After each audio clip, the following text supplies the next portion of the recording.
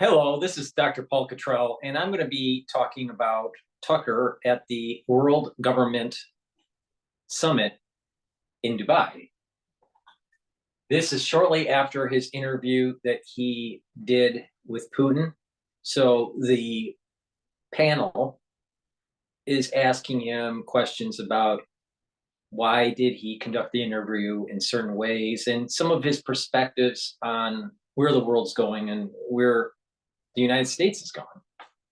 So let me do this critique. This was published about 19 hours ago. So I did watch it last night. So this is my second view of this video, and I will comment throughout. I might be playing some other stuff that's, related to what's going on in the Middle East or with Biden. So let's begin.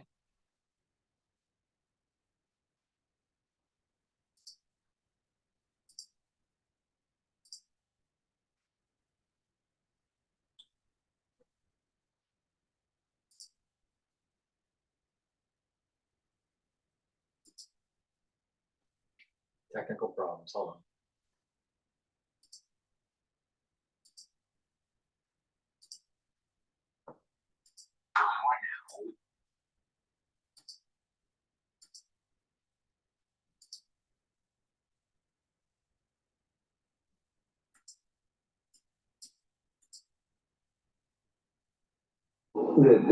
I'll start in reverse order. Why now? Well, I've been trying for 3 years to do this interview. The U.S. government prevented me from doing it by spying on my text messages and leaking them to the New York Times.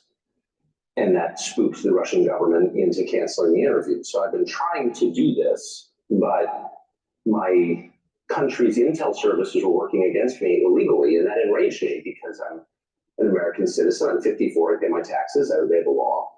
And there was no expectation in the America that I grew up in that my government and its intel services, NSA and CIA, which are always outwardly focused on our foreign enemies, would be turned inward against American citizens. And I'm shocked by that, and I'm infuriated by that. And so once I discovered that that was happening, and I confirmed it was happening, and they did it, then I was totally determined, monomaniacally dedicated to doing this interview, not simply because I want to know what Vladimir Putin is like and what he thinks about a war that is resetting the world and really gravely damaging my country's economy, but also because they told me I couldn't on the basis of illegitimate means and for no really clearly stated justification. And I thought, that can't stand. I want to live in a free country. I was born in one.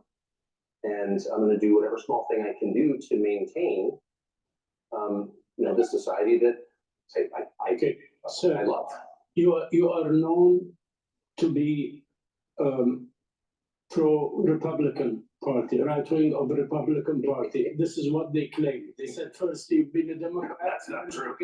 A Republican. Okay. Or you are known to be pro-Trump, anti-Biden. What is truthful in this? And you went to Putin because you are pro-Trump and anti-Biden? My views are not very interesting. I'm not sure how to characterize them. They're changing as quickly as the world itself is changing. And as a matter of principle, I think that, that your views should change when the evidence changes, and assumptions that you had in the past are proven wrong. That has happened to me virtually every month of my life. If you pay close enough attention, you can rate your own performance, just as if you're betting on sports. I lost that one. And when you do, when it turns out that things you thought were true were lies, you should admit it. So what are my views? I'm not certain. Tell the truth is my main view, and I plan to do that to the best of my ability. So Trump played no role in this whatsoever. There's obviously an election in my country coming to fruition in November. I have no idea what's going to happen. I think that the current administration is very obviously incompetent, and the president is senile. That's not an attack. Everyone knows it. It has now been confirmed, I would say, this week in the report that you're all familiar with. But and that's very sad. But it had sort of nothing to do with the interview. I wanted to interview Putin because he's the leader of a country that the U.S. government is sort of at war with, though not in a declared way. Sir, you know your president President Biden? Well, Yes, I do. you've been working in several media organizations from PBS, CNBC, MSNBC, Fox News, CNN, and you've been covering this field well, and you know the American politicians. And now you've been following Putin, and you did a very lengthy interview with this gentleman. And for sure, to interview them, you did your homework and you did your research. Comparing the culture, the competence between Vladimir Putin and Biden, how do you see the two men now running the world? I mean, if this were boxing, the fight would be called by the medic. And I say that as an American, and I don't have another passport. I don't plan to ever leave my country. My family's been there hundreds of years, and I love it. I am a patriotic American. And I grieve when I see that the president is non compos menace, and that in my country, it is considered very rude to say that. And you sort of wonder, how did you get to a place where you have an incompetent president who's driven not simply the standard of living, but life expectancy downward, and no one feels free to say that? That's not a political observation. It's a statement of fact, which is provable empirically. And the most radicalizing thing I would just say for me in the 8 days I spent in Moscow was not simply the leader of the country, who of course is impressive. It's the largest landmass in the world. And it's wildly diverse, linguistically, culturally, religiously. It's hard to run a country like that for 24 years, whether you like it or not. So an incapable person couldn't do that. He is very capable, and many of you know him and you know that. What was radicalizing, very shocking, very disturbing for me was the city of Moscow, where I'd never been, the biggest city in Europe, 13 million people. And it is so much nicer than any city in my country. I had no idea. My father spent a lot of time there in the 80s when he worked for the US government and barely had electricity. And now it is so much cleaner and safer and prettier aesthetically. Its architecture, its food, its service, than any country and city in the United States that you have to, and this is not ideological. How did that happen? How did that happen? And at a certain point, I don't think the average person cares as much about abstractions as. The problem is that socialism has destroyed our cities in the United States. They're over indebted with sovereign bonds, municipality bonds. They are run by politicians that are on the take. They have to be towing the party line for what, for example, look at what's happening with immigration in the United States. In inner cities that are run by the Democrats, you have these politicians starting to get strained because of lack of resources, because they're sanctuary cities, but they're still towing a party line, which is open borders, because America is the smorgasbord of the world. We have government officials that are more about their own power and their own financial gain than the betterment of the society that they are in charge in running. They're not following their constitutional oath to their city, to their state, or even at the federal government level. Socialism destroys society, doesn't help it. Ayn Rand warned us. We didn't listen. We didn't read her books. We ban her books. We have a society that doesn't even read anymore. Atlas has shrugged. And now we have an empire in decline. Thank you, Democratic Party. Thank you, ultra-liberal, for fucking up America.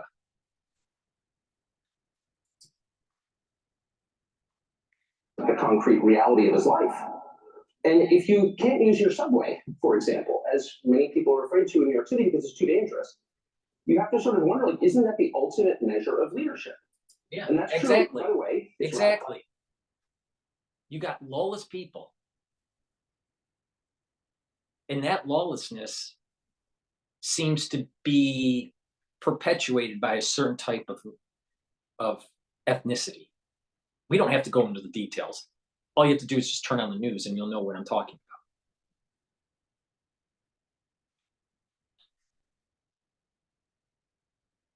about. And then they want reparations. You don't give me reparations, I'm going to steal. You give me reparations, I'll still steal. That's their mentality.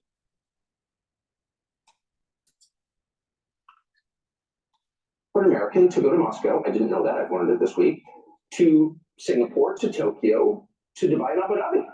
Because these cities, no matter how we're told they're run and on what principles, that wonderful places to live that don't have rampant inflation, where you're not going to get raped. Sir, And so, excuse me, what is that? excuse me. Are you anti-American model? No, I am the most pro-American. So I'm 54. I was born in 1969. I grew up in a country that had cities like Moscow and Abu Dhabi and Dubai and Singapore and Tokyo, and we no longer have them. And what I have discovered is that's a voluntary. I completely agree with Tucker on this.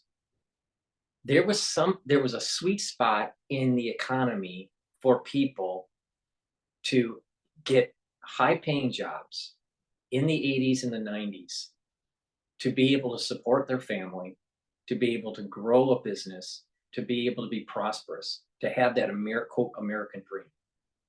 And right when around 2000,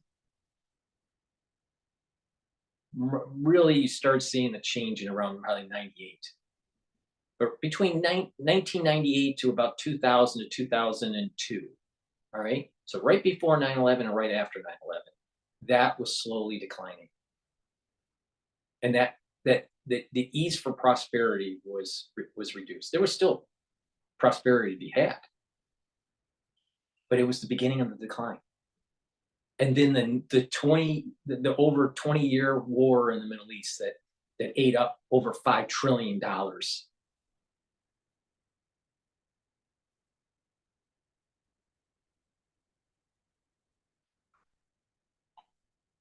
And so what happens is you start questioning these things, and you're going to be demonized that you're anti-American because you're against the government, or you're against the trajectory of the United States. You're against the national security state. This is the way I would answer that.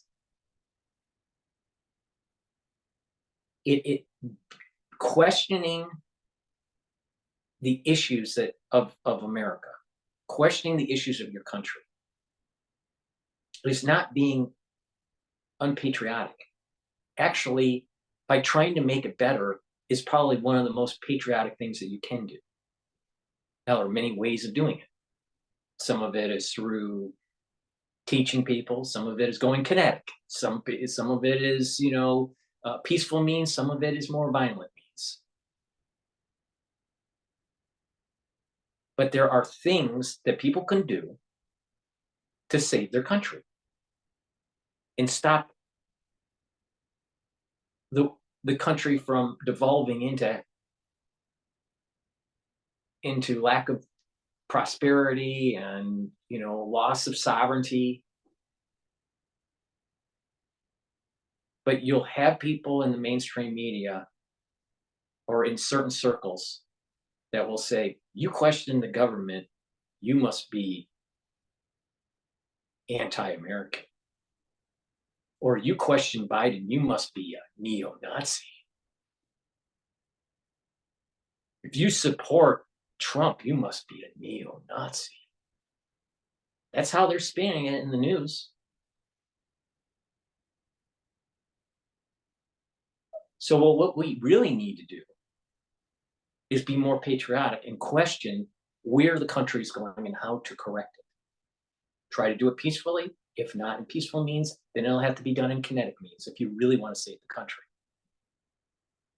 But most people will just fall asleep and be comfortably numb and let the chips fall where they may and lose your country.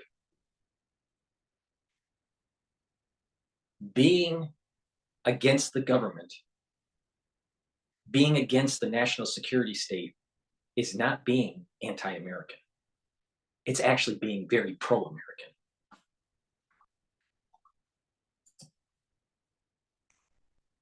Choice. As inflation is, as you heard in that fascinating last panel, inflation is the product of choices made mostly by the central bank, not exclusively, but by policymakers. Crime, same. You don't have to have crime, actually. If you don't put, my children don't smoke marijuana at the breakfast table. Why? Because I won't allow them. It's very simple. It's a short conversation. No. And you can run your country the same way. We're not going to put up with that. So don't do it. And people understand that. Filth, graffiti, Paris, one of my favorite cities, New York, one of my favorite cities, are filthy. And part of the reason they're filthy is because people spray paint obscenities on buildings and no one cleans it up. So that encourages more people to do the same. And our policymakers, for some reason, don't notice this. London, another one of my favorite cities. You see English girls begging for drugs on the sidewalk. And I thought to myself, if I'm Boris Johnson, who briefly and very badly ran that country, I would ask myself, like, wait a second, my countrymen are begging for drugs on the street. Maybe I should do something about that. But now he'll show up and give some speech about Ukraine and how we need to send, more cluster bombs to the brave Ukrainians. What are you doing? You mentioned Ukraine. The way I phrase it, Tucker, is you have to tell the black community in the United States, put away the spray paint and pull up your fucking pants and make your bed.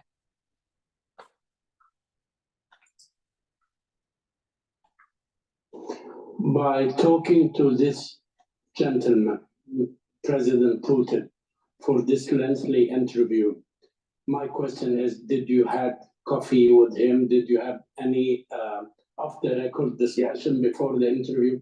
After. Did you feel during the interview or before or after that this man can make or is willing to do a historical compromise, number one, on the status of the world with the West, and number two, about Ukraine? Is he a compromiser, yes or no? Of course, right? I mean, leaders of every country on the planet, other than maybe the United States during the unipolar period, are forced by the nature of their job to compromise. Compromise is part of it. That's what diplomacy is. And he's among those. His position is clearly hardening. Russia has been rebuffed by the West. I mean, Vladimir Putin, I'm not flacking for Putin. I'm an American. I'm not going to live in Russia. I don't love Vladimir Putin. I'm stating the facts. He asked Bill Clinton to join NATO. He tried to make a missile deal. He mentioned this in the interview. That's correct. And he's mentioned it in other forums as well. And NATO said, no, we don't want you. Now, if the point of NATO, the point of NATO originally, of course, the post-war goal of NATO was to keep the Russians, the Soviets, from coming into Western Europe. It was a bulwark against the Russians. So if the Russians actually join the alliance, that would suggest you have solved the problem and you can move on to do something constructive with your life. But we refused. And the reason why we refused is because we want to expand NATO. We don't want a reason to abolish NATO. That's the reason. Because America's always on a war footing. It doesn't want to solve the problem. It wants a perpetual problem. Meditate on that. Go sit in the sauna for an hour and think about what that means. Before sitting in the sauna, a question now. Final conclusion. Yes, Vladimir Putin is eager for a compromise like Yalta, Sykes-Picot, the Ottoman Empire, Sèvres agreements, any international agreement to share power and to share influence in the world with the West, if there is somebody who is willing. And Biden administration wants tension, wants war, want to exert pressure on him so that they can weaken his economy and weaken his alliance with China. This is what you are reaching from your conclusions? My conclusions are in code. I mean, I've been thinking about this for a couple of years. I have a whole new set of data that I'm all over. I'm not a genius, so it's going to take me a while to figure out what I think. But at this stage, 4 days later, I would say, first of all, Yalta and Sykes-Picot are two of the worst agreements ever struck. So I hope whatever comes out of this is nothing like those. But first things first, Putin wants to get out of this war. He's not going to become more open to negotiation the longer this goes on. One of the things we've learned in the course of the last 2 years is that Russia's industrial capacity is a lot more profound than we thought it was. And Russia's having, and Russia, this country we were assured was a gas station with nuclear weapons, has a pretty easy time making missiles, rockets, and artillery shells, whereas NATO doesn't. So we should think about what that means, one. Two, the West doesn't spend any time, or our policymakers in Washington spend no time thinking about, like, what are the achievable goals here? I have heard personally US government officials say, well, we're just going to have to return Crimea to Ukraine. Well, you don't need to be a Russia scholar, so that's not going to happen short of a nuclear war. That's insane, actually. So even to say something like that reveals that you are a child, you don't understand the area at all, and you have no real sense of what's possible. And so as long as our leaders, and not simply in the US, but NATO, and I really mean Germany, don't like take the time to learn about what's possible, like we're not going to get anywhere. You think there is a big gap between the depths of understanding the philosophy of history between Biden and between Putin? You see Putin, who have studied history and who is very deep in history, and he looks like he gave you a lecture in for 30 minutes concerning the history of Ukraine and its relationship with the mother Russia. Does Biden understand the law of action and reaction which moves a country like Russia? I can't overstate how incapacitated Joe Biden is. That's not an attack. That is a fact.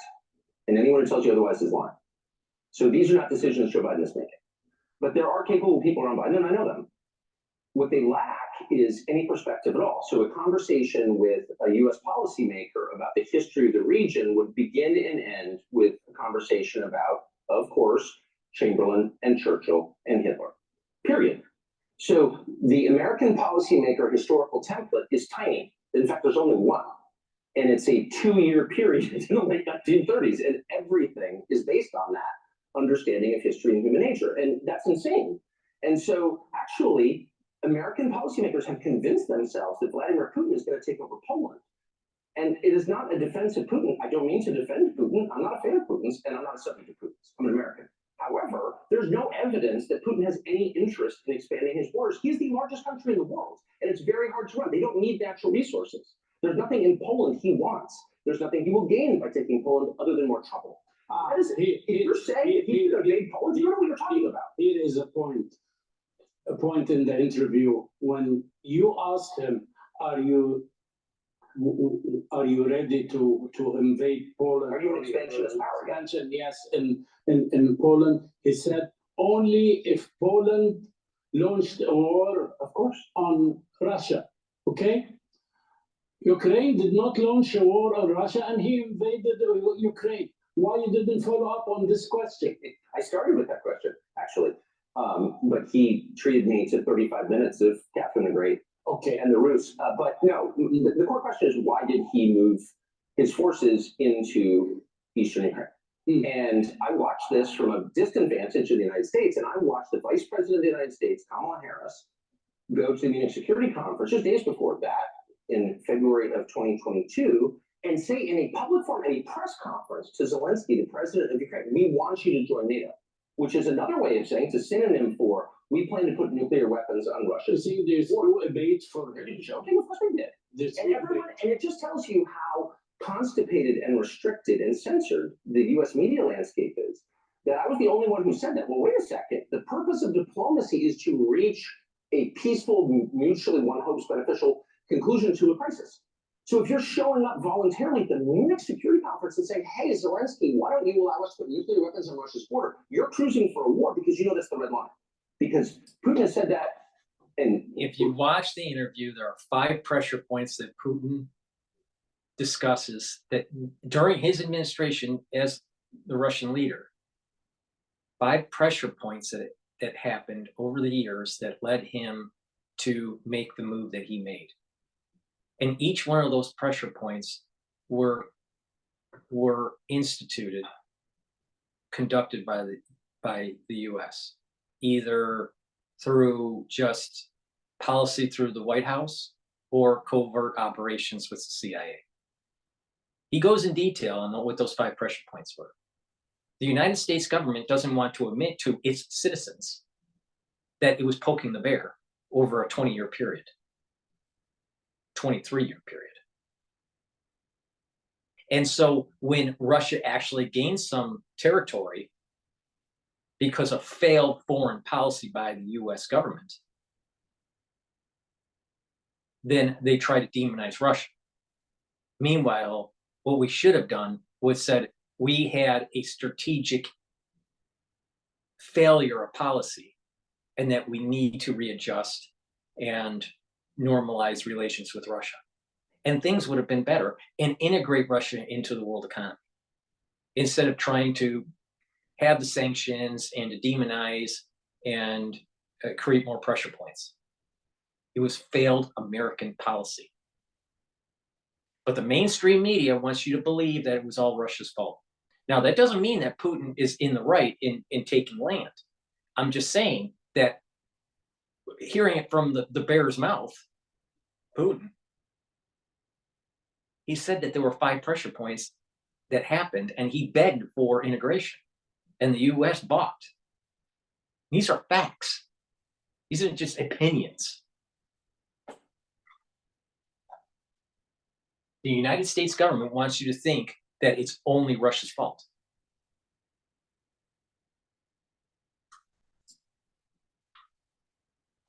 Any close observer, the area already knows. Now, do you have an explanation, a reasonable explanation, why there is this anti-war and this very negative remarks about this interview from a lot of your colleagues and a lot of politicians in the world? One of the ways that I think I'm different is I don't like the internet, and I haven't seen any of the reaction, and I would imagine, you know, I'm not the most popular person among my colleagues in the United States. I wouldn't have dinner with them anyway, so it's never a loss. But, you know, I can't imagine what their motives would be. I didn't go to Russia, of course, to promote Vladimir Putin. And if that was my purpose, I'd say so, because I'm not embarrassed. I went because I felt that most Americans in whose name all of this is being done don't really know what's happening, and they know nothing about the guy they're supposedly at war with unofficially. And I just felt that my job, if I have a job in this world, is to bring information to people so they can decide. And so I wanted to do the longest interview I could with Vladimir Putin that contained the most amount of Vladimir Putin talking, not me grandstanding about what a great person I am. When an American journalist interviews someone like Vladimir Putin, the whole point of the interview is to say, I'm a good person and you're not. And that interview was aimed at his colleagues in the newsrooms in the United States. I'm a good person. Why are you such a bad person? You're committing genocide. Okay. That's not fruitful, and that's really not my role. I care what God thinks of me, what my wife thinks of me, and what my 4 children think of me, and that's all I care about. So I don't need to prove that I'm a good person. I want to hear Vladimir Putin talk so people in my country can assess what's happening. That's it. I'll use the devil's advocate. But advocate away. Yes. Okay, I'll tell you. You should challenge. Before he does his question, I'm going to go to commercial because this is PNA. And this is a lot better than CNN. Please go to my store, the-studio-reykjavik.com, and get my toothpaste. It'll whiten your teeth, freshen your breath, neutralize pathogens, reduce gingivitis, and help with cardiovascular disease. Go to my store and get this structural nano silver toothpaste. It has no fluoride in it. Get the fluoride out of your life. Fluoride makes you stupid, literally. So please go to my store and get the toothpaste. Get a couple tubes of this, 2, 4 tubes, whatever. All right. And stock up for your family. This is the best toothpaste that you can buy. Also go to my store and get the structural nano silver gel.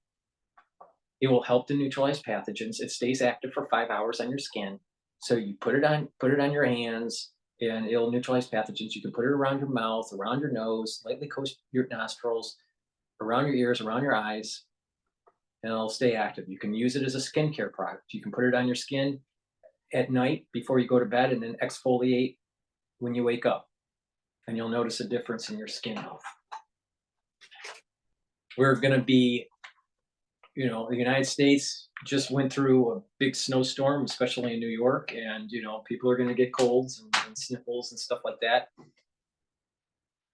Get my drops, my structural nanosilver drops and lozenges. I have blueberry for the drops and the 100 count. And also in honey lemon. It's a structural nanosilver. And what will it do? It will neutralize pathogens and it helps soothe that throat. I also have larger lozenges in green apple in a 20 count. And also the larger lozenges in manuka honey, structural nanosilver in a 21 count, and elderberry zinc in a 21 count. So please go to my store and get the structural nanosilver lozenges and drops. And finally, to help improve your cardiovascular health by maintaining a proper lipid profile, take my omega-3. All right, this will improve your cardiovascular health by bringing down LDL. And if you couple this with some proper exercise, you're going to be able to increase your HDL. What you want is to bring up your HDL, bring down your LDL, bring down your triglycerides, bring down your cholesterol, and you'll improve cardiovascular health. Go to my store, get the omega-3 to improve your lipid profile. Improve your cardiovascular health. This is PNN.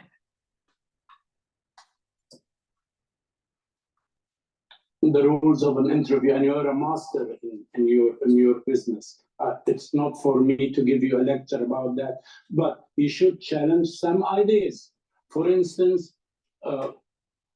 you didn't talk about freedom of speech in Russia. You did not talk about Navalny, about assassinations, about the restrictions on opposition in the coming. What about freedom of speech in the United States? You really think you have it? You don't. Do you think that there's not coordinated assassinations in the United States?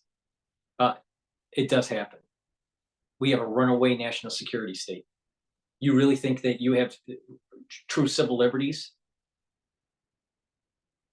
You don't. You know why? Because the NSA is constantly watching you, illegally.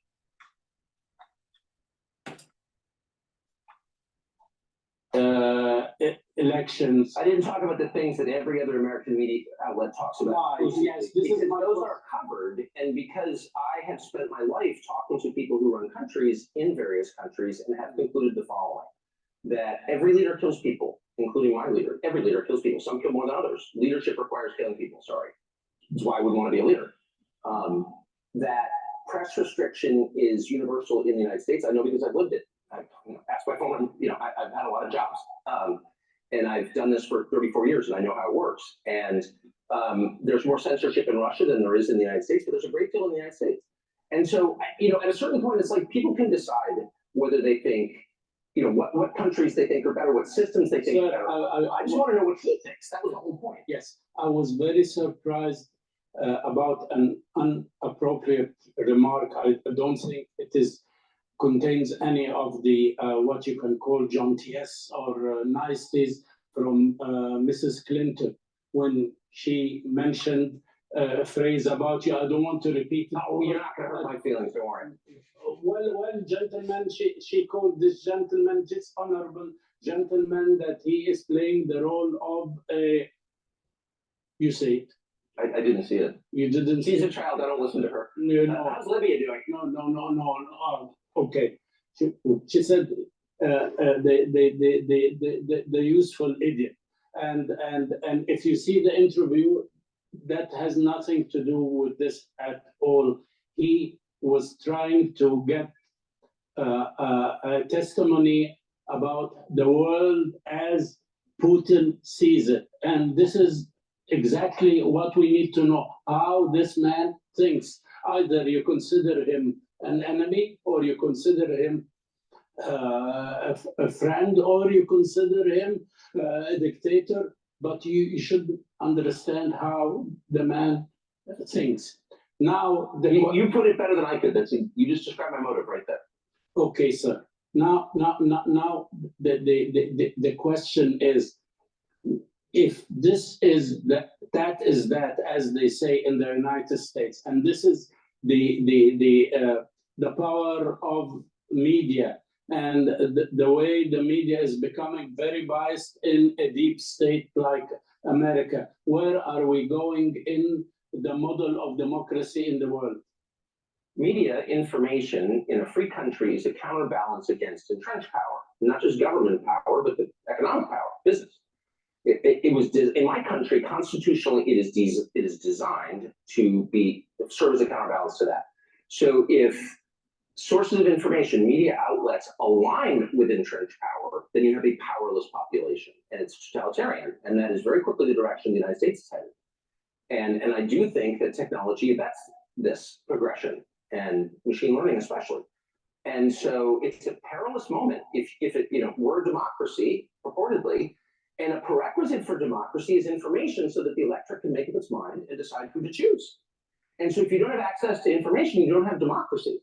And we're in this sort of weird spiral where our leaders lecture us ever more about democracy and how sacred it is, even as they choke it to death.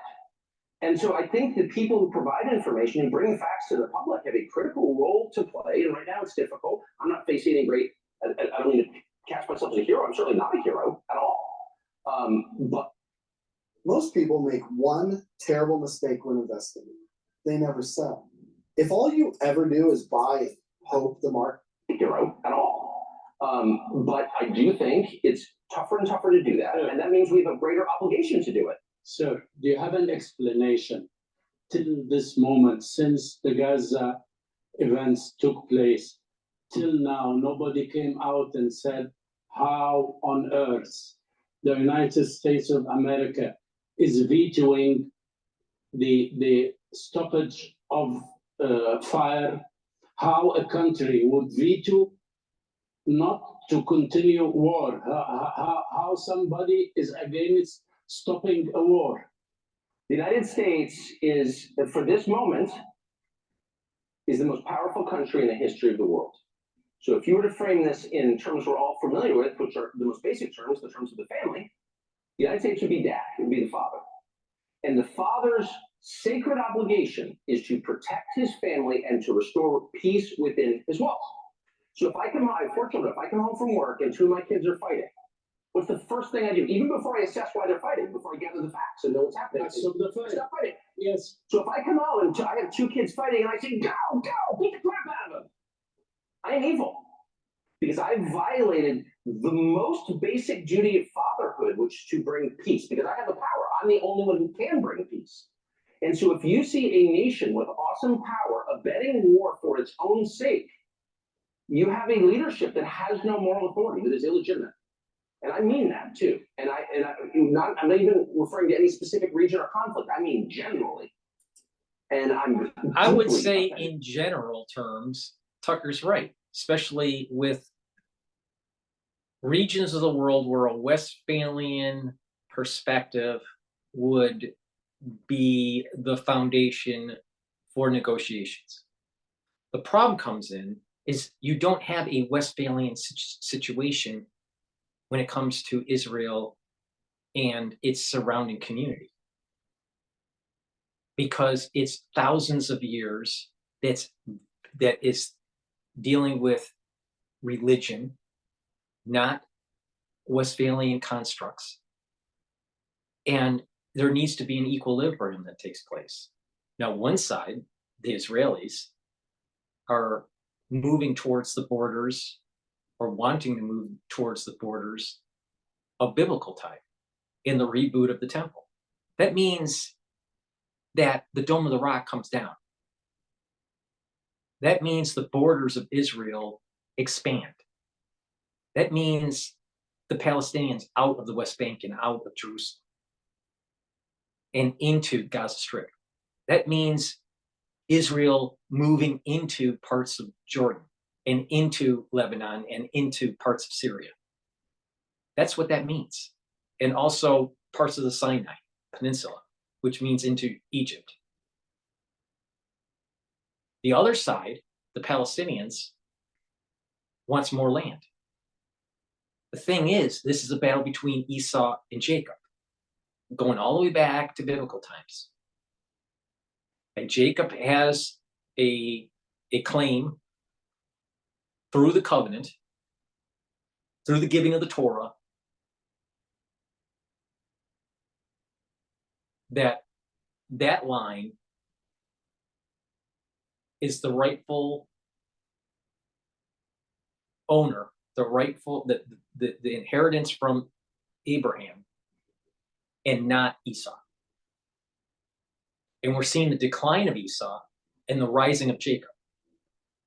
So the problem in Israel is a lot more complicated, Tucker, than some typical Westphalian thing like Ukraine.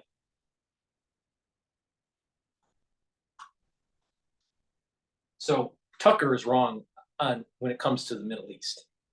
Let Esau and Jacob fight it out.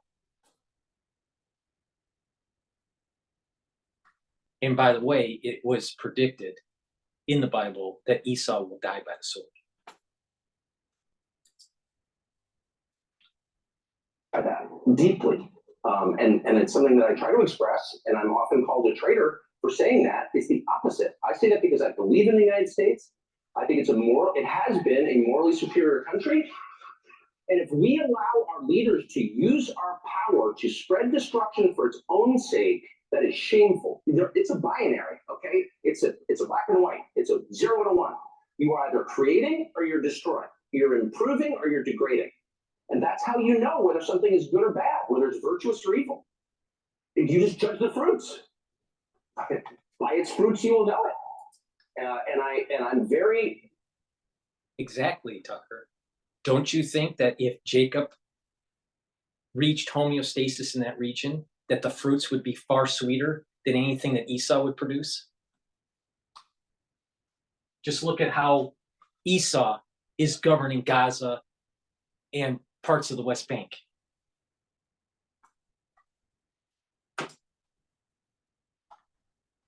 And concerned that we are entering an era where this awesome force for good is instead being used for evil. 2 quick questions because I ran out of time. First question is, now in the American elections, Before we go to his question, I'm going to have to do a commercial because this is PNN. Please go to my store, the-studio-reykjavik.com. Link is in the description of this video, and get the multivitamin that I offer on my store. It's easy to digest, and these are cofactors that help with enzymatic activity. You'll have proper metabolism, and your health will be improving as part of the anti-aging protocol. Please go to my store and get this multivitamin. I have several different scent soaps that are structural nanosilver, high quality soaps, and this will help to neutralize pathogens. Please get this peppermint version, the oatmeal version, and then I also have lavender and charcoal tea tree. So please go to my store, the-studio-reykjavik.com. It's the-studio-reykjavik.com and get those products. Lastly, I partnered up with Rainbow Herbals, and we've created these deodorants that have no aluminum in it. It's all natural.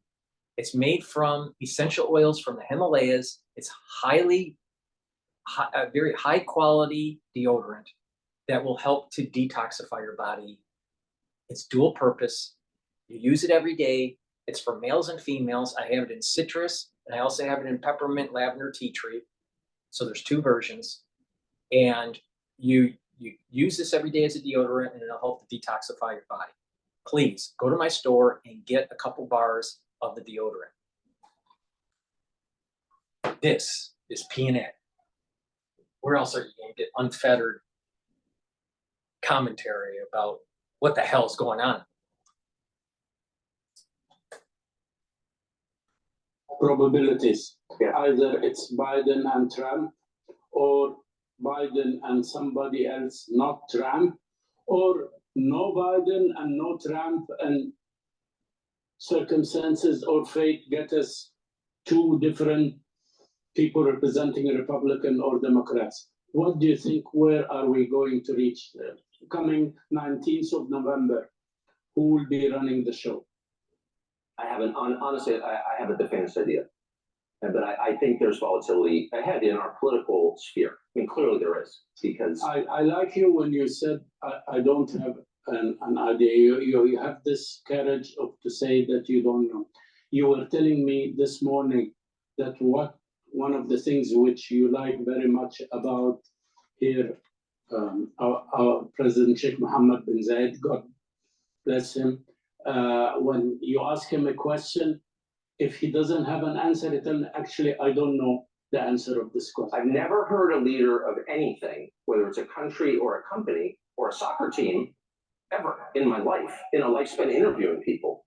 I've never heard a single one of them say, I don't know the answer. It's very complicated. I haven't figured it out. I've never heard anybody say that. And to me, that is the pure sign of wisdom, because wisdom grows from humility. Wisdom grows from the recognition that you are not God. And in the United States, we had a period where we were sort of, having this debate about, are some religions good and some religions bad? I'll tell you my view on it, and it's a hardened view. It's a sincere view. I divide the world not between Muslim, Jew, and Christian or Buddhist. I divide the world between people who believe they're God and people who know they're not.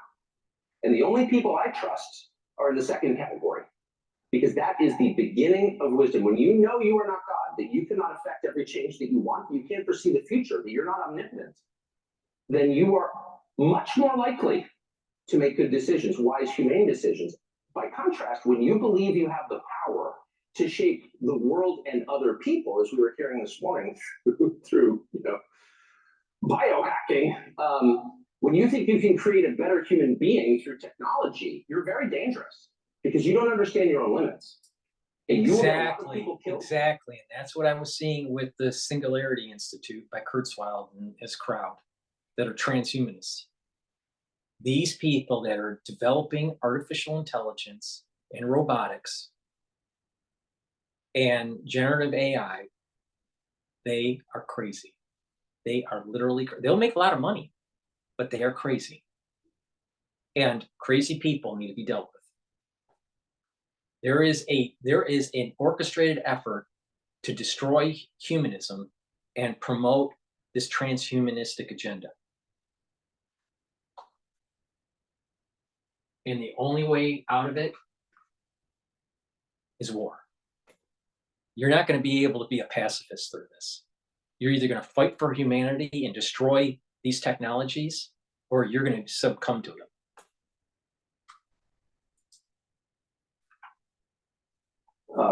When you have those false beliefs, in my opinion. By this note, Mr. Carlson, thank you very much for giving us this chance to come for the first time after your great interview to talk to the world through this podium and this country and my humble self.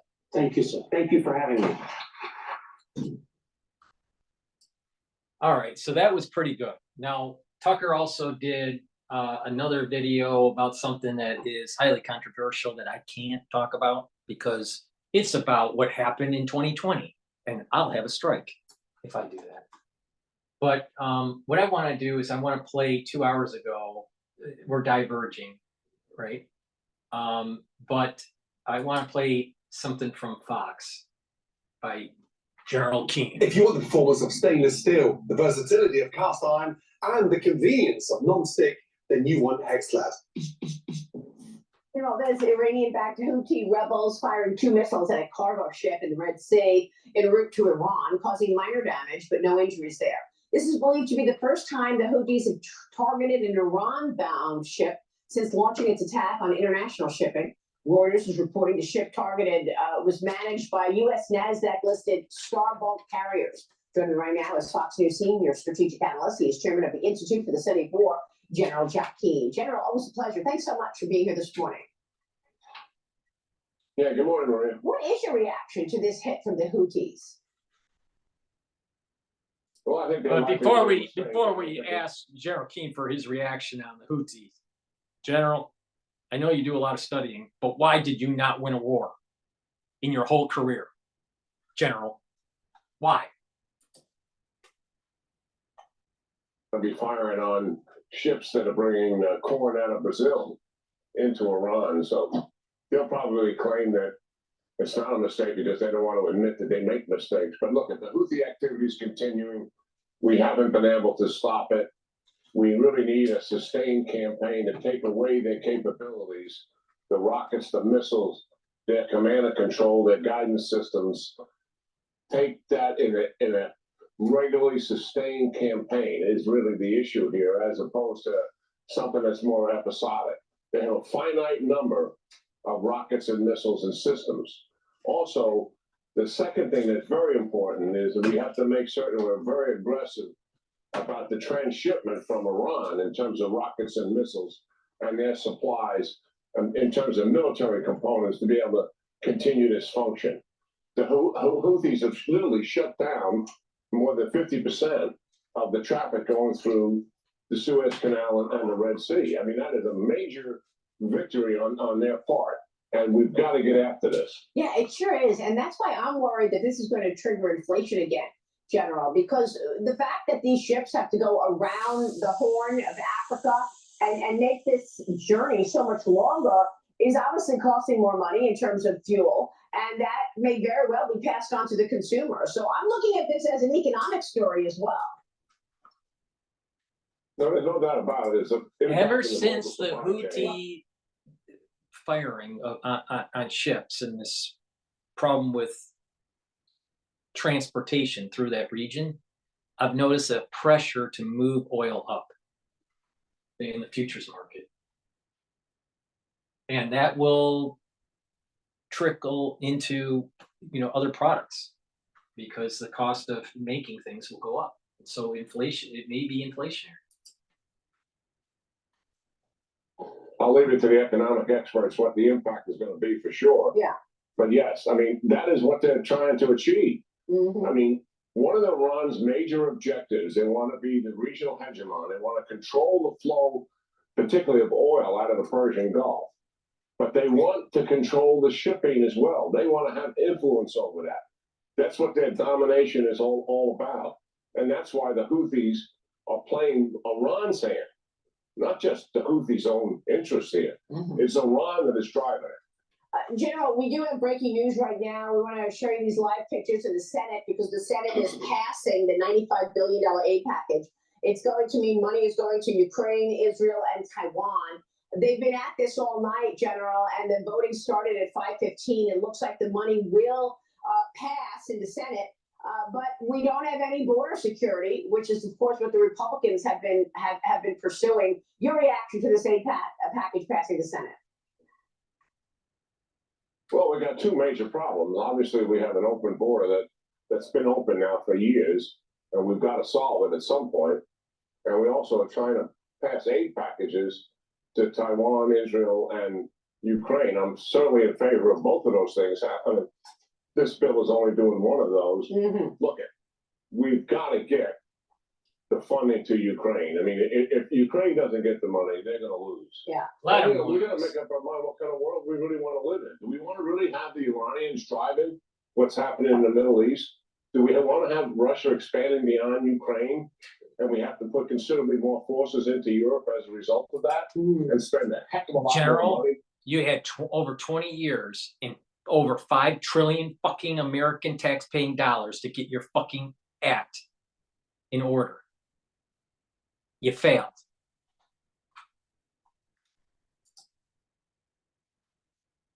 What we would be spending on helping Ukraine?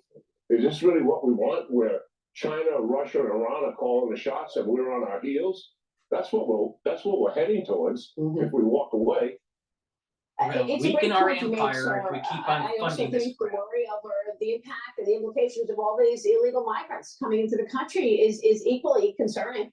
You've got massive impact on cities across the country. Meanwhile, Israel has released this new video showing the rescue of 2 hostages from Gaza. They released a video yesterday, as you know. Israeli forces storming a heavily guarded apartment in Rafah overnight to free 2 Argentinian citizens from Hamas's captivity. This stunning video, meanwhile, from Iran shows thousands of people marking the Islamic Revolution's 45th anniversary on Sunday. Large crowds reportedly chanting, "Death to Israel, death to America," some burning both countries' flags. General, your thoughts? General King, this is not getting any better. And Iran apparently sees itself as winning here. Well, first of all, our hats off to the Israelis in that Yeah. daring rescue and getting 2 hostages back. Certainly had excellent intel and were able to pull that off. That's remarkable. Second thing, look at the good news is that most of the Iranian people reject the mullahs and their regime for the last 45 years. They have nothing to show for the mullahs' leadership. Their life has not improved whatsoever. They reject the fact that the mullahs get them involved in these so-called proxy wars all over the Middle East. The fact of the matter is the mullahs are hollow, and that's why we've got to put pressure on them and continue to have that pressure on them and reset our strategy with them. So I found a study saying that dust mites are the #1 cause of allergies.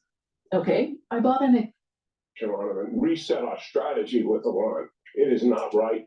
It is insufficient in dealing with them. The appeasement diplomatic strategy has failed miserably, and we've got to look at this thing holistically now in terms of sanctions, tough, like the Trump administration, isolate them into that. General, listen to Dr. Paul Cottrell. All right? The American taxpayer has given the military-industrial complex enough money to get the job done.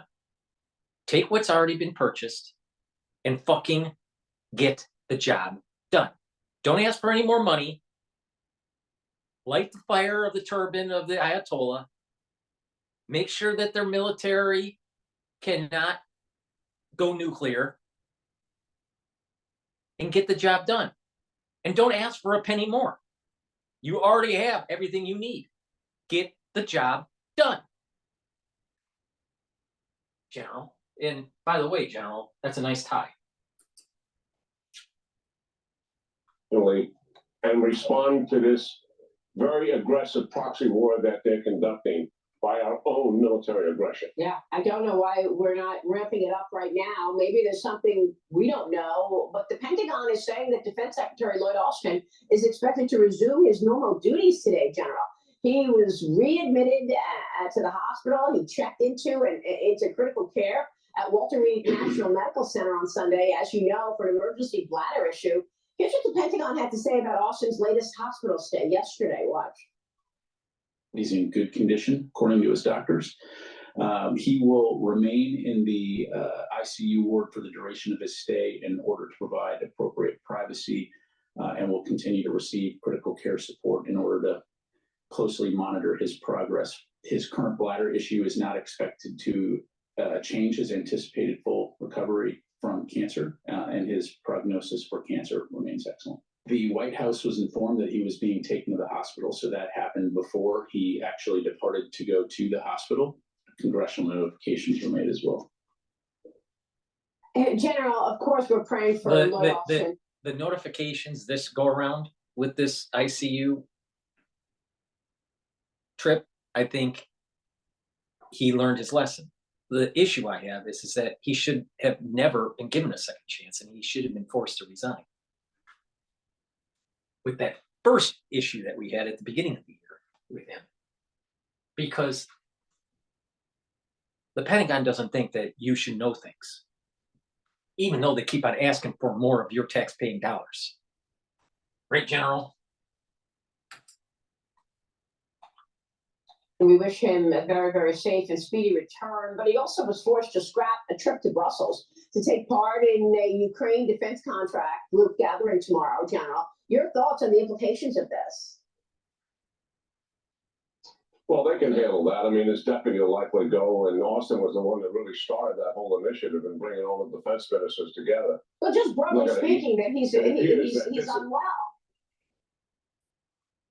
Yeah, well, they're also telling us, I think, it depends how you look at that report. I thought that was a fairly positive report in the sense that he's progressing with his cancer issue, and this is not going to set him back, and he's going to be out of the hospital and resuming full duties here within a day or so. So he should be forced to resign because he did not inform the public in his first time of the hospitalization. This is not going to be anything that's going to last any length of time, certainly, which would bring into question whether he should continue his duties or not. This seems to be temporary, and unfortunately for him, he's gonna be back on his feet here pretty quick. All right, Godspeed. General, good to see you. Thank you, sir. All right, Okay, now what we're gonna do is we're gonna listen to the Hill about Rand Paul and These Ukraine are the funding. 9-inch Guggenheim professional tailor shoes. But I'd like to show you how good they are. Now, as we switch to the video, I'm gonna do a product plug because this is PNN. Please go to my store and get the very high quality supplements that I offer. And follow my anti-aging protocol. The first pillar of that anti-aging protocol is structural nanosilver liquids and gels. This product that I have in my hand is Max 14. It's 14 ppm, parts per million. So you take a teaspoon of this a day. If you're not feeling well, you take a tablespoon or more a day. I also have Max 35, which is a 35 ppm, and Silver Solution, which is a 30 ppm, all at different price points. But take a teaspoon of it a day. If you're not feeling well, take a tablespoon or 2 a day. Do it every day, and that will help to neutralize pathogens. That's the first pillar of the anti-aging protocol. The second pillar of the anti-aging protocol is a very strong antioxidant, C60. I sell it in avocado oil and in coconut oil. C60 is a carbon molecule that's 60 carbons connected, and it will help to soak up free radicals. By soaking up the free radicals, what will happen is that your cellular health will improve because cellular damage is caused by free radicals. A big part of cellular damage is caused by free radicals. Aging is caused by free radicals. So by soaking up the free radicals, you're going to age slower. Your cells are going to improve, and your mitochondria will be able to produce more ATP. Go to the store and get either the 2 ounce, the 4 ounce, or the 8 ounce configuration. It's C60, it's either an avocado or coconut oil, and it's part of the second pillar of the anti-aging protocol. The third part of the anti-aging protocol is bringing down inflammation. And you do that by taking turmeric every day. Turmeric's also an antioxidant, so it's dual purpose. And that will bring down inflammation. To control blood glucose levels, take ashwagandha root. And what that will do, it will bring down that inflammatory response because of sugar in the blood. You take them together, and that will bring down the inflammation and be part of the anti-aging protocol. By doing this regularly, you're going to have less stress on your body, and your immune system will start to improve. When you have a better immune system, you're actually being able to fight pathogens better. When you have a better immune system, you'll be able to fight cancers. Take my advice, especially in this post-era, this aftershock of what we just went through. If you don't take my advice, that's your own business. But if you do listen to me, you're going to improve your health, you're going to improve your immune system, and you're going to slow down that aging process. Now, back to the video that's dealing with Rand Paul flames Senate Dems after they rammed through $60 billion for Ukraine.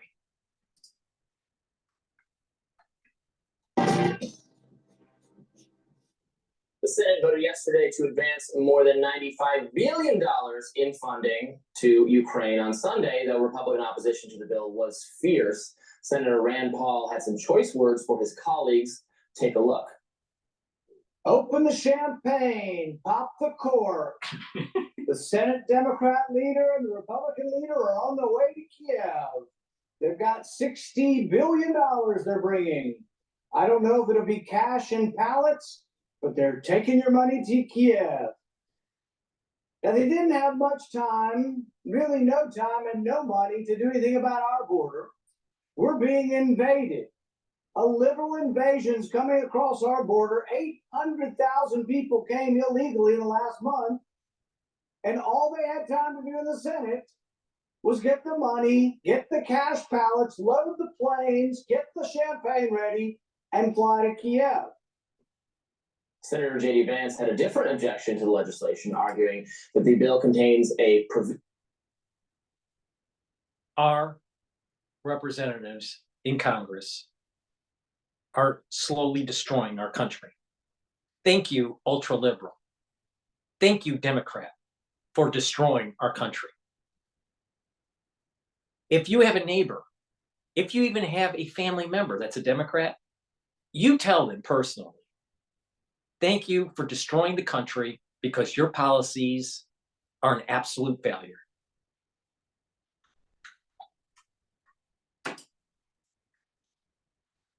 And that would inevitably be used to impeach Donald Trump should he become president again and then decide to cut funding to Ukraine during his potential second term. Now, Vance sent a memo to his Senate colleagues yesterday urging them to vote no on the bill, writing that if President Trump were to withdraw funding or pause financial support for the war in Ukraine in order to bring the conflict to a peaceful conclusion, quote, over the objections of career experts, it would amount to the same fake violation of budget law from the first impeachment under markedly similar facts and circumstances. That's all according to J.D. Vance. Partisan Democrats, he says, would seize on the opportunity to impeach Trump once again, end quote.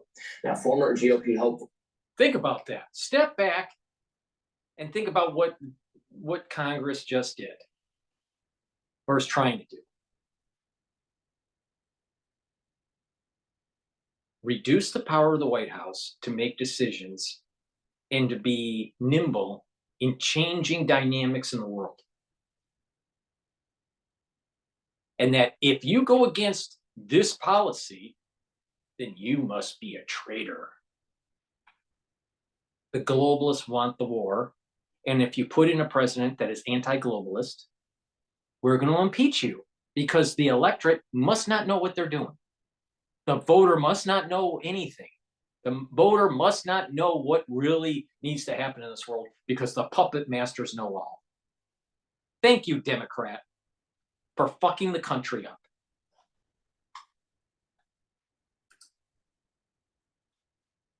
Vivek Ramaswamy chimed in, adding that here's the game, and many Republicans are falling for the trap. In 2019, they impeached Trump from withholding Ukraine funding over the objection of career experts. The current Ukraine bill sends money to the exact same career experts. Some people call it the deep state. Some people call it the military-industrial complex. Dr. Paul Cottrell says it's the national security state, and that state needs to be destroyed.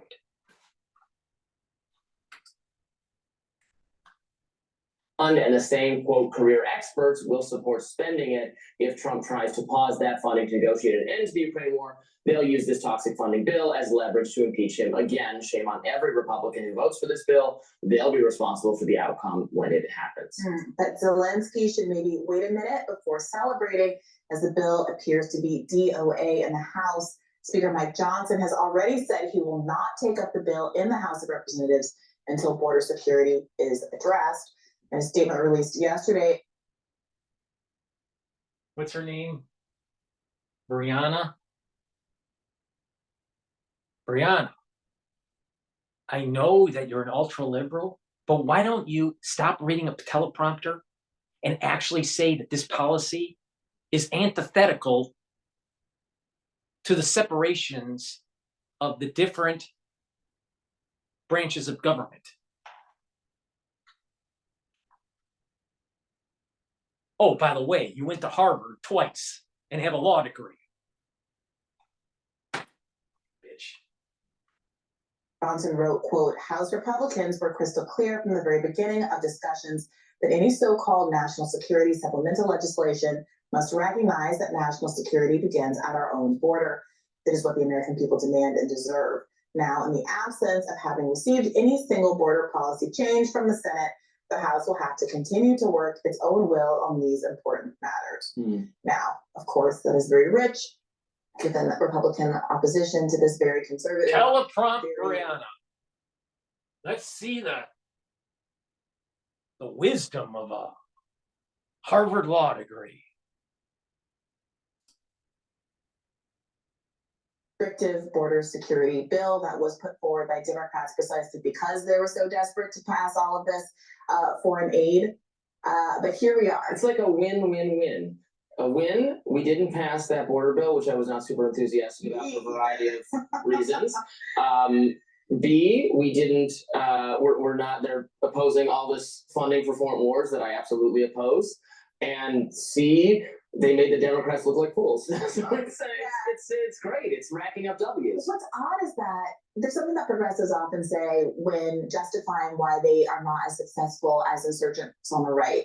And Democrats, progressives, liberals will say things like, well, we want to get things done. They just want to be obstructive. So it's easier for them just to stand in the way of something and kill Bill. Fine. But because of the limited offerings coming from the Democrats that are actually substantively going to make people's lives better. Joe Biden threw away $15 minimum wage, student debt, all of these promises out the window because there's nothing to gain. And because everything that both parties are trying to put forward are so terrible. Funding for endless wars, this draconian border bill. I'm feeling very libertarian right now. Oh, great. Very much it's about time, honey. You know why? Because she aligned herself in prior years to Bernie Sanders.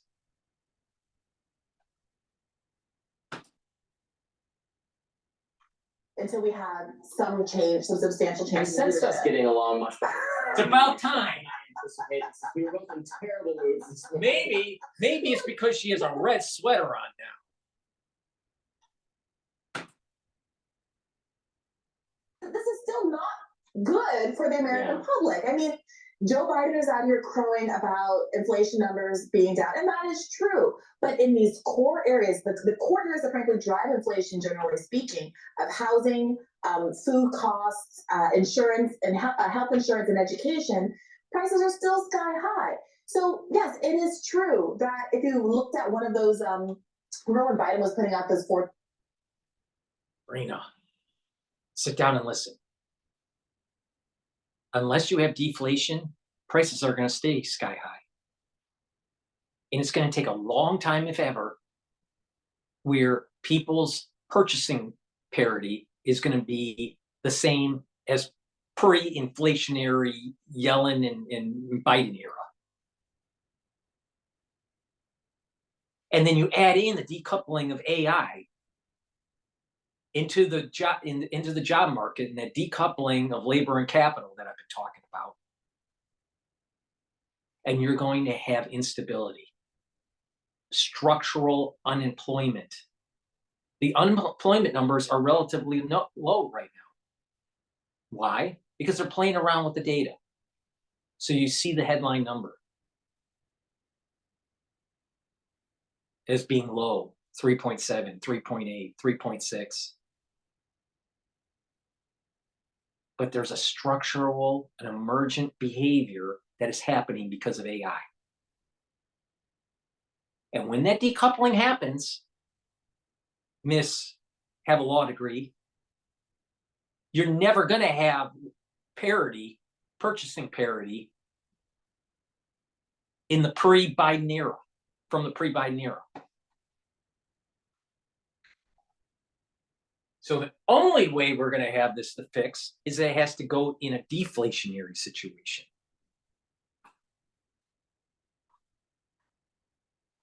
Which is scary, especially if you own property. But that's the only way it's going to work. July ads that said, your corn on the cob is 5 cents cheaper than it was 2 years ago. Yeah, I think that is true, but it's not really translating to people's lives in a meaningful way. We're existing as members of a generation that's the first to be worse off than their parents. I mean, we all know the whole long litany of depressing stats that are facing the American public. I just and I wonder why. Because the policies of the Democratic Party that you support, Bernie Sanders, led us down this road.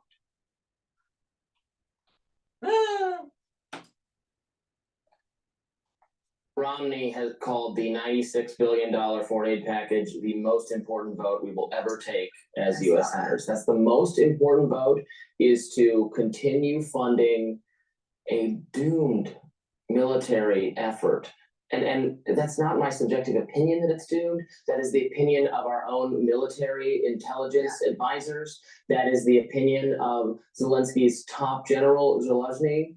And the result of them losing this war is not going to be the entire collapse of Ukraine. It's going to be some territorial cessations. And that's what's going to happen anyway. So why are we throwing more money and more bodies at this conflict? It seems very, look, I respect Senator Mitt Romney for a lot of different things, but this seems ideologically.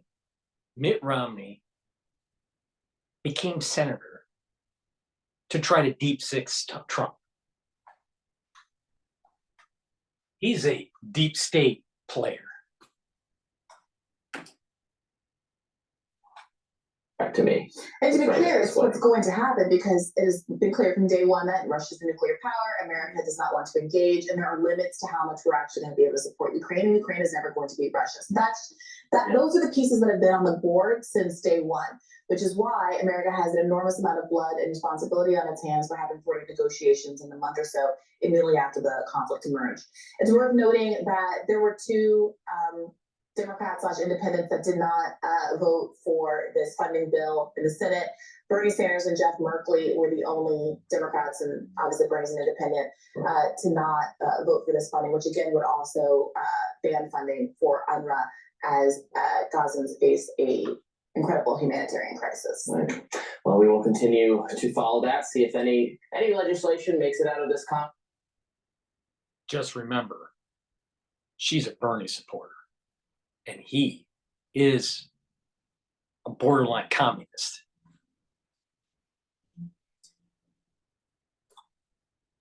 But glad to have you on my side in just opposing it. I mean, the political implications of that, though, I think are really quite dire.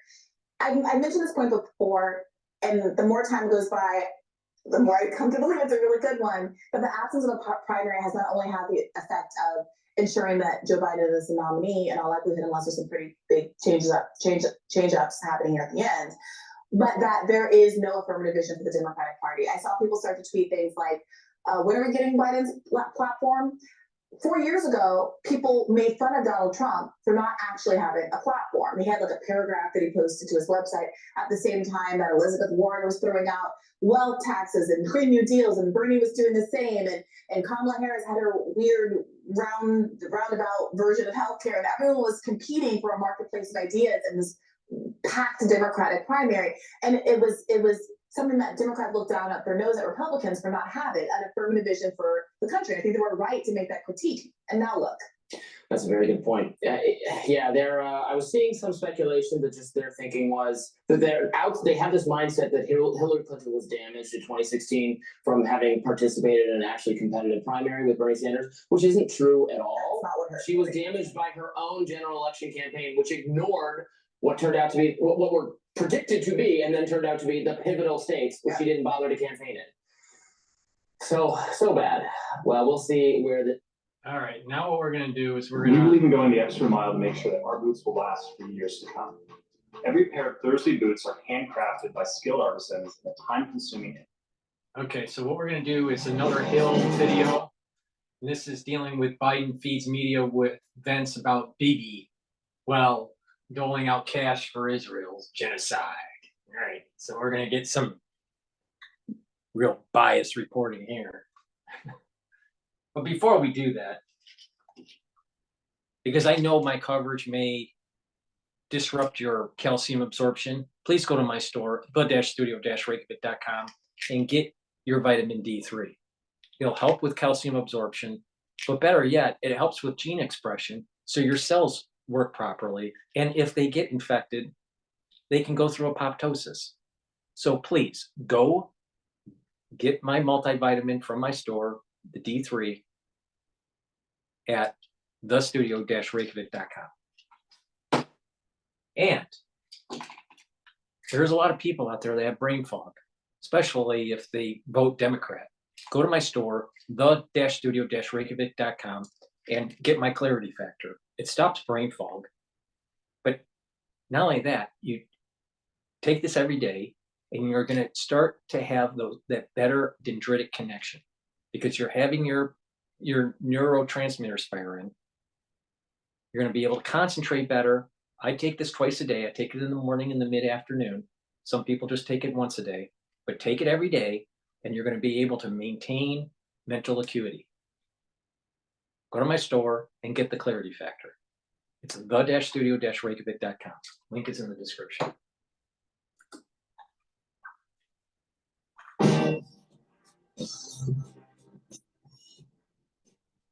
The rare win for the mainstream media, as it for once accurately covered the war in Gaza and how the Biden administration seems content on letting Israel have whatever it wants. NBC News reported that while President Biden may disparage Israeli President Bibi Netanyahu in private, forward-facing policy in the region hasn't changed a whit. Reports of private frustration between Biden and Bibi have become more frequent as the war rages on. That same NBC News story said that Biden finds Netanyahu impossible to deal with, has described him as the primary obstacle to peace in the region, and has called him an a-hole. Though the White House has publicly assured the two world leaders are on good terms. The rumors of it is not a mystery on how I feel about this. All right. Netanyahu's political career is over. He will go down in history as either being a major failure during this crisis or a hero. He may be the prime minister of Israel that knocks out Iran's capability. I hope he does. Because the people that are on the sidelines wanting his job are much less aggressive in terms of stopping Iran from reaching a nuclear weapon. And because Biden's administration wants to kick the can down the road some more, and the ineffectiveness of our strikes on the Houthis and on factions within Iraq and Syria region, especially with that Tower 22 incident, our ineffective reaction to that, we're kicking the can down the road, and it's going to be worse, and it'll go unconventional. BB must not give in to the Biden administration. It will save more lives in the long run and prevent an unconventional release of something from Iran. Now, is that radiological? Is it biological? Is it chemical? Is it something else? We don't know. But the Iranians are pretty smart. And American foreign policy is pretty stupid.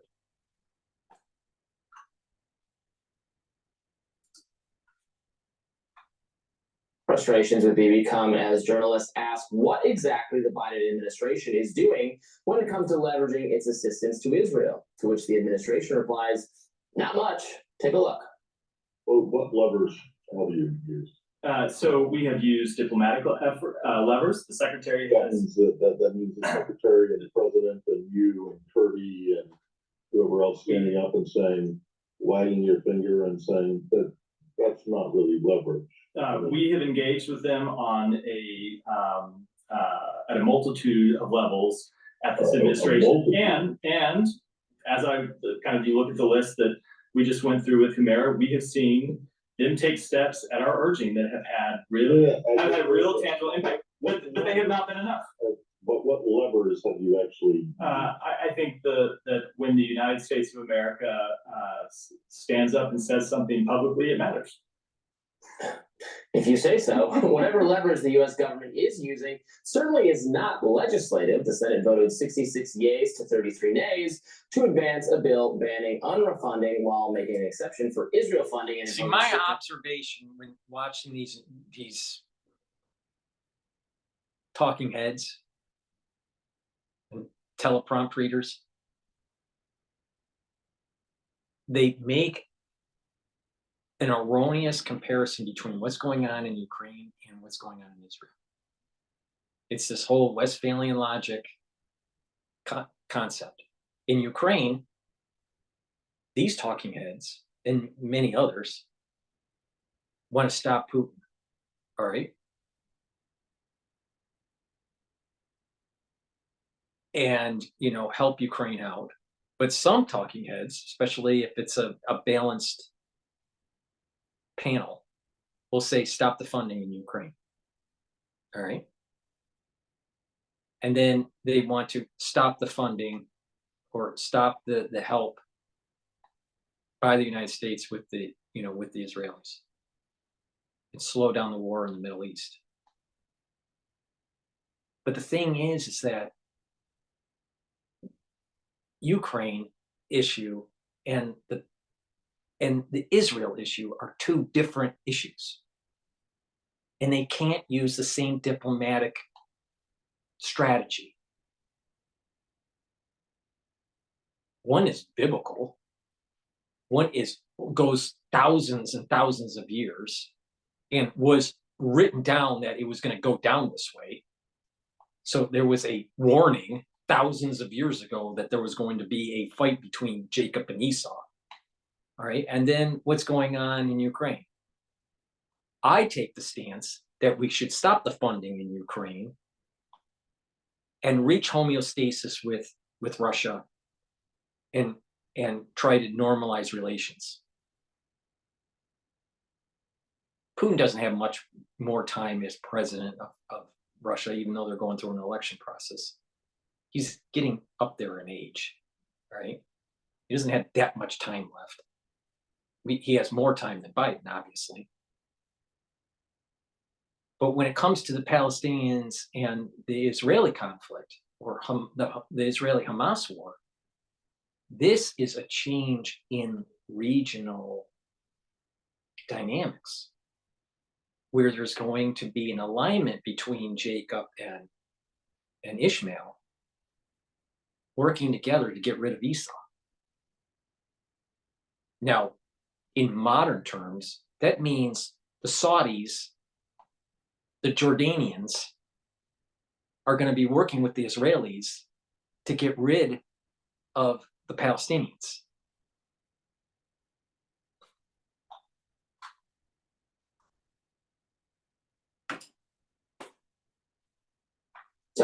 Overfunding for Gaza. Speaker Mike Johnson threw cold water on that plan, releasing a statement yesterday urging the Senate to focus away from funding foreign engagements and instead focus on our own borders.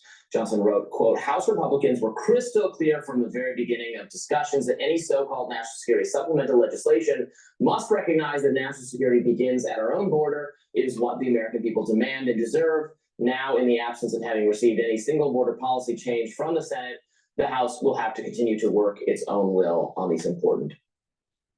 Securing the border is majorly important for us. I totally agree with that. Money should flow to be able to secure that border. And, oh, by the way, the people in charge should be following the law. Like the Secretary of DHS, who should be impeached because he's not following the law. And we shouldn't have a president that's taking down a border. We should have presidents that put up borders.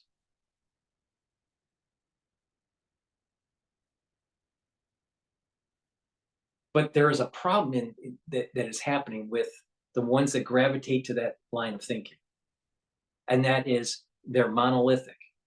They want to fund the border, but they want to be isolationists. So they want to stop the Ukraine war and stop the war in Israel with the Palestinians.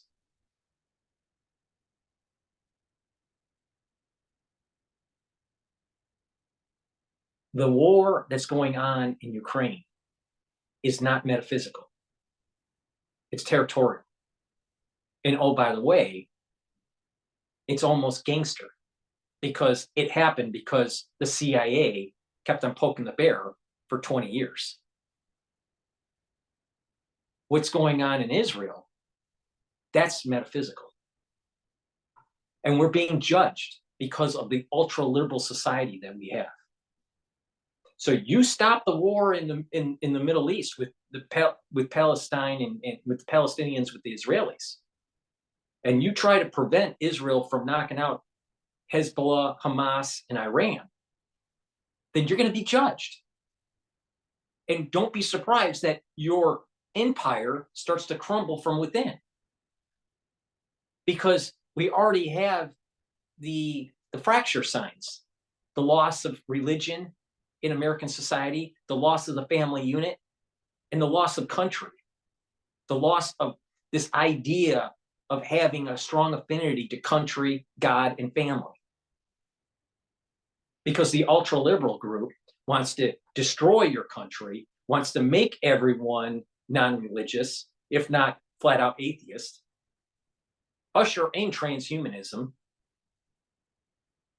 and they want to destroy the family unit. They're promoting this whole gay pride agenda and the re-gender assignment that's going on in young children and confusing them. And it'll get even worse with VR and AR. It's a battle of metaphysics. What's happening in Ukraine is not a battle of metaphysics. It's a territorial dispute. They're much different. Don't think that they're the same. They're not. If you think they're the same, you're an idiot.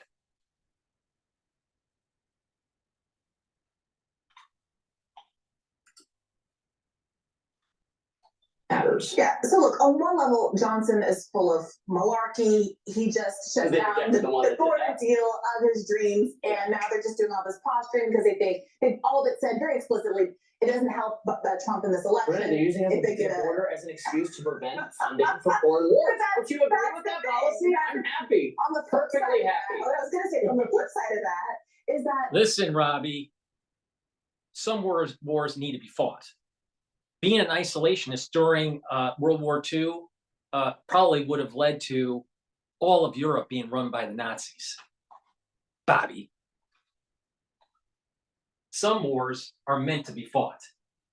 Oh, by the way, during the Revolution, there were a lot of people that were sitting on the sidelines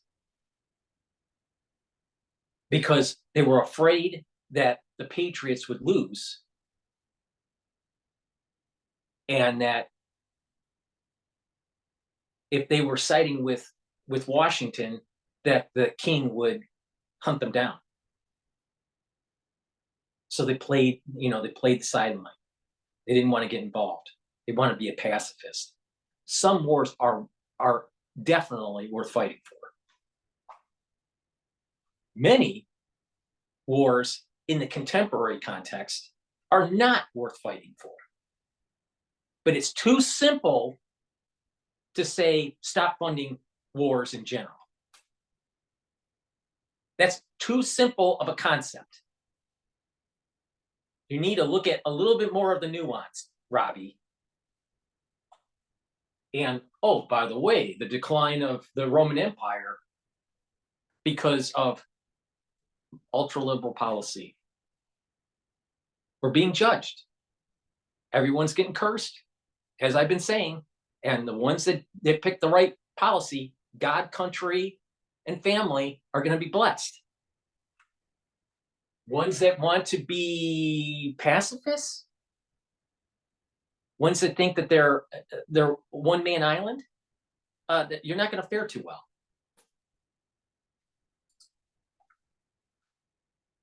God bless that there's a backstop that's happening in the Senate here.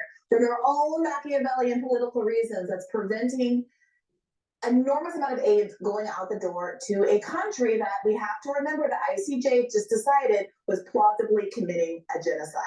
A country that just implemented what has been called the Super Bowl massacre the night before last, where there was the last huge civilian population in Gaza, 1.5 million people who were raided and attacked their 10th city after having been told this is a safe place to go and this is a safe place to reside. So, I'm glad it exists. And contrast that, by the way, to what happened when Democrats were in the House and we got instance after instance, video after video of people like AOC getting browbeat, pressured, and crying on the House floor because their arms were twisted into voting for more funding for Israel, voting for more Iron Dome funding. And who knows what those kind of bargains were like or what kind of pressure they were under. But at the end of the day, the Democrats get everybody in line to continue to vote to send money overseas. And through whatever machinations happened over the course of the last year with the McCarthy ouster and what have you, we now have the Republican leadership in the House, which is putting a stopgap on this stuff. Yeah. So in terms of the statements made by Biden officials with respect to Netanyahu, look, I said this before, but I just think Biden. If you really think that not fighting Esau is going to make the world a better place, then obviously you haven't been paying attention to modern history and biblical history.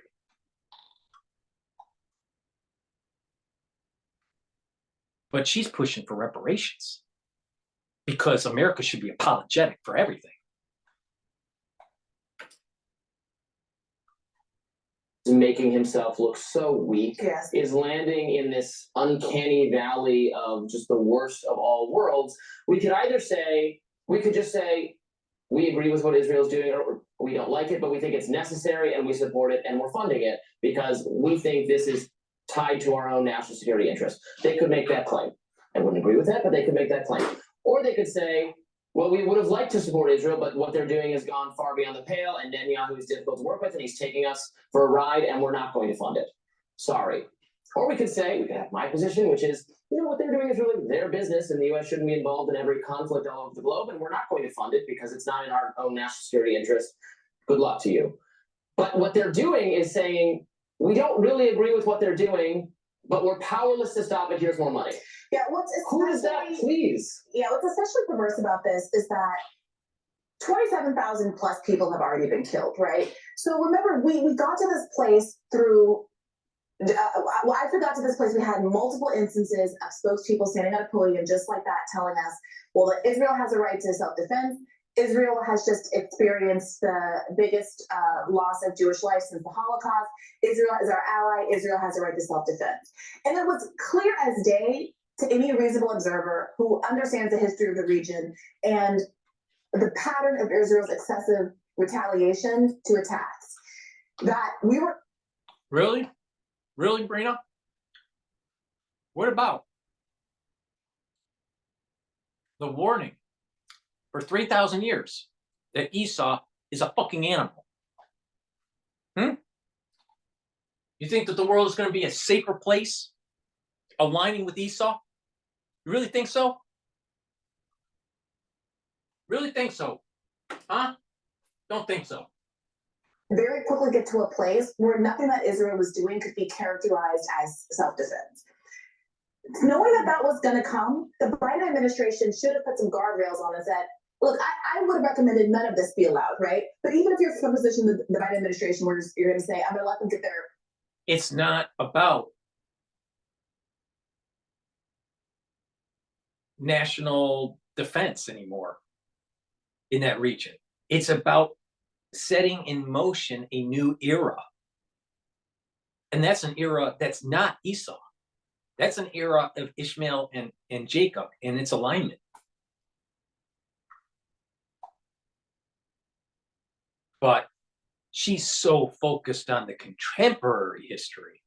Oh, the contemporary history of the Palestinian state is a modern construct. Just like how Ukraine is a modern construct.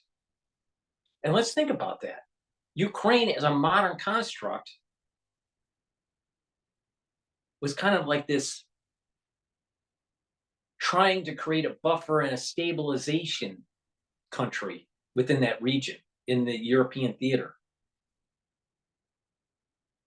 And the Palestinian construct was something similar. Didn't end up that way, but it was a British way of trying to have a foot in the region. It was a little bit about oil. It was a lot about oil. Modern construct. Those are the two similarities, using Westphalian logic based on modern constructs of those states that didn't really have historically any affiliation with the land. Those are facts. But another fact is the warning that the world will be judged when Esau and Jacob are fighting each other. Now, which side do you really want to be on? You want to be a side with a bunch of animals, or a side that is going to be taking down that Dome of the Rock? Because the bottom line is this. During the Crusades, the Christians failed to get the job done.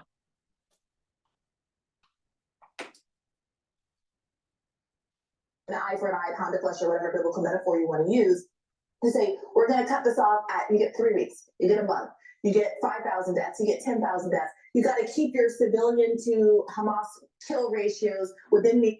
Wrong argument, honey. It's resetting to a biblical era, to reboot the machinery. It happens to be where the Dome of the Rock is. Rounds of typical warfare, but once you eclipse that, you're off the teat. You know, you're off the funding teat. That didn't happen, and now we're so far over the line that all of the excuses that were once used to justify getting to this point expired months ago. When you have 12,000 children, she is annoying. Why do we assume that the prosperity in the United States is through our own volition? Why do we assume that?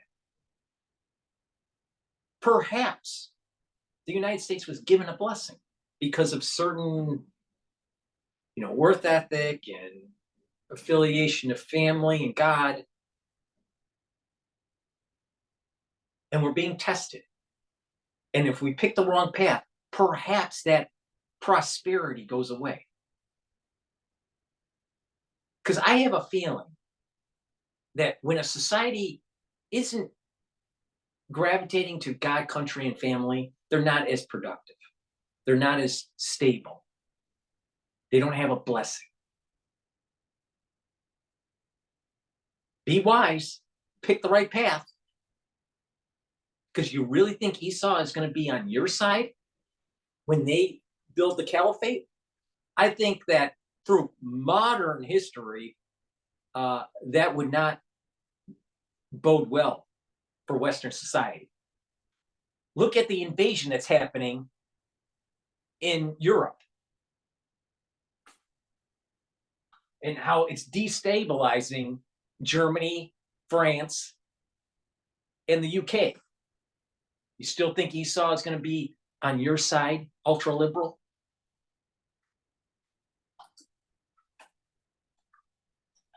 When you have graphic videos of a 12-year-old girl dangling from a wall with her legs being stripped off from the night when Americans were all watching the Super Bowl, when you have every single university in Gaza destroyed, when you have 16 cemeteries desecrated, you've gone way over the line, and there's literally nothing you can say. So that's why you look weak, because at this point, there's nothing you can say, and the public starts to ask the question, well, why wouldn't you have stopped this earlier?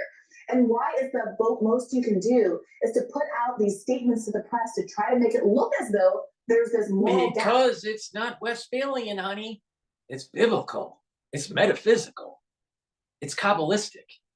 It's at a higher intelligence level than a Harvard grad from the law school.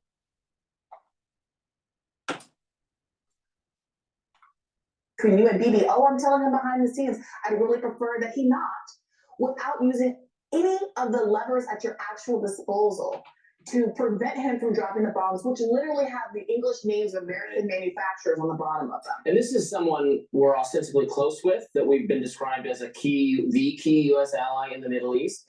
And if we can't get him to do what the Biden administration claims it says it wants him to do, which is in some sort of way rein this in. So how can Biden be trusted? Right, we support a two-state solution and they don't. How is Biden ever going to get someone like Vladimir Putin to play ball, or Xi Jinping, if we can't even get ostensibly our best friend is how they're described by the administration, and they don't and Biden is not respected enough, or the U.S. government at large, the taxpayers are not respected enough by a key ally. I think that's very frustrating and makes the administration look weak, regardless of what your feelings are on the conflict itself. And kudos to the journalists that have been asking these questions. There was another exchange just yesterday with John Kirby where he was asked, Has Biden threatened to strip aid to Israel? Really concretely, good question. Has Biden threatened to strip aid to Israel if they advance a Rafah operation that doesn't account for civilians? Caveat if they want to. They can do it, but they got to account for civilians. Reasonable question. John Kirby, we are going to continue to support Israel. They have a right to defend themselves against Hamas, and we're going to make sure they have the tools to do that. Yeah. But I mean, that's a clear statement. It's the wrong statement, Kirby. It's not about defense.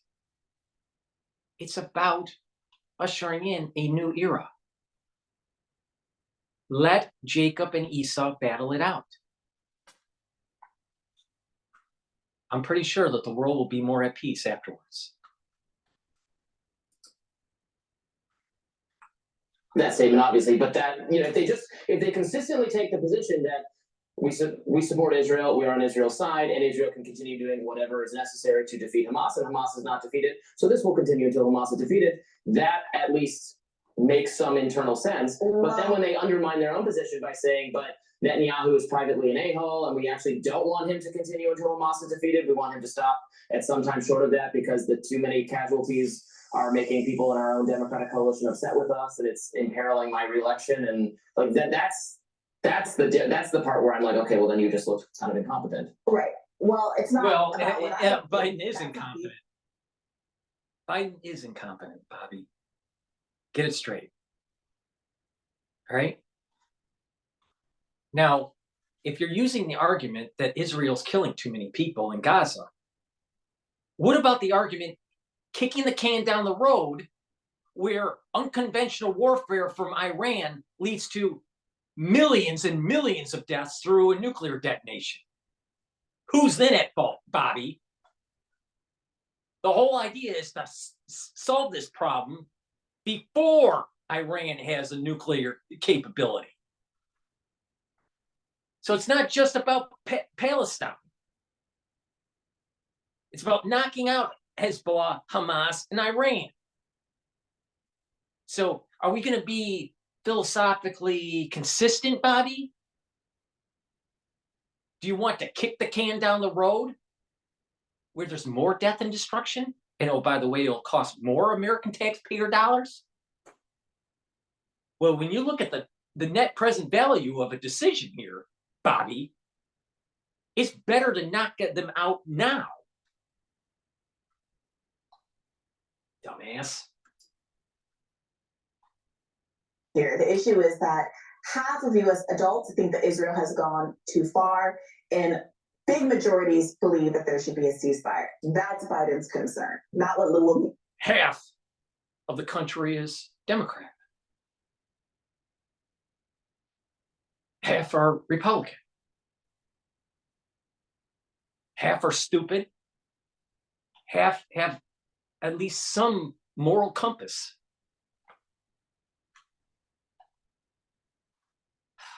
I just can't take it anymore. I just can't take it anymore.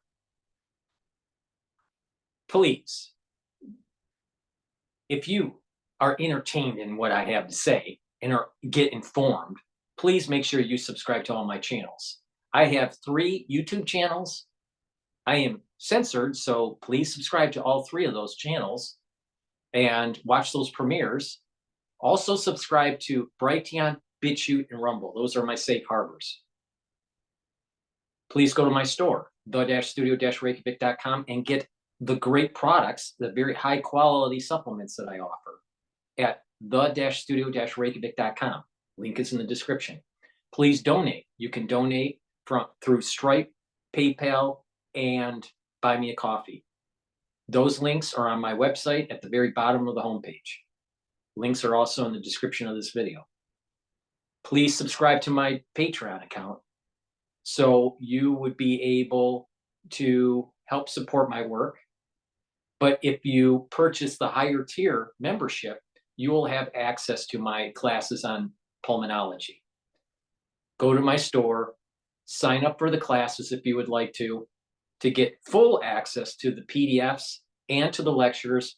For each of the PDFs, I have 22 lectures for the pulmonology module that gets released each day, each business day. There's 22. There's about 8 or 9 lectures already uploaded. You can purchase it for $50 and you'll have access to those 22 lectures and the 22 PDFs. If you buy a higher tiered level Patreon subscription, you will have different access to the videos. Tier 2 will get access to the first and the last video for that module. Tier 3 will get the first half of the access to the videos, and Tier 4 will get the full access to the videos. You won't have access to the PDF though. If you purchase for $50, you get full access to the module, and you can download the PDF slide decks. You will learn a lot about pulmonology. You'll learn a lot about the pulmonary system.